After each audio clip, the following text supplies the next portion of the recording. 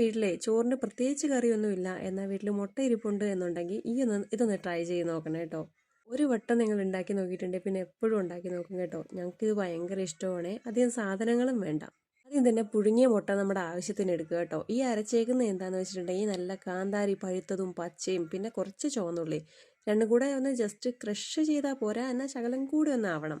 അപ്പോൾ പേസ്റ്റ് രൂപത്തിലൊന്നും ആവണ്ടേ, ഇത് ഇച്ചിരി അരഞ്ഞു പോയേ. അപ്പോൾ ചുവന്നുള്ളിയും കാന്താരിയും മിക്സിയിലിട്ട് നന്നായിട്ടൊന്ന് അടിച്ചെടുത്തിട്ട് തിളച്ച വെളിച്ചെണ്ണയിലോട്ടിട്ട് നന്നായിട്ട് മൂപ്പിക്കുക.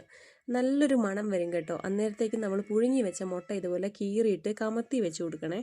എന്നിട്ട് അതിൻ്റെ അരപ്പ് മുഴുവൻ ഇതാ മുട്ടയുടെ മുകളിൽ കൂടെ അങ്ങ് തൂങ്ങി കൊടുക്കണം കേട്ടോ. ഇപ്പം തന്നെ അടിപൊളി മണം വരുന്നുണ്ട് കേട്ടോ. ഇപ്പുറത്ത് അമ്മ കൈപ്പക്കേൻ്റെ ഉപ്പേരി ഉണ്ടായിക്കൊണ്ടിരിക്കുകയാണ് കേട്ടോ.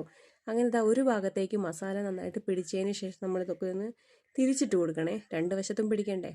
മുട്ട കീറാതെ ഉണ്ടാക്കാം, പക്ഷെ കീറി ഉണ്ടാക്കുന്ന അത്ര ടേസ്റ്റ് കിട്ടത്തില്ല കേട്ടോ. ഈ മസാലയെല്ലാം മുട്ടയുടെ ഉണ്ണിയുടെ അകത്തൊക്കെ ഒന്ന് കീറി ഇരുന്നാലേ ടേസ്റ്റ് കിട്ടുള്ളൂ. അടിപൊളി.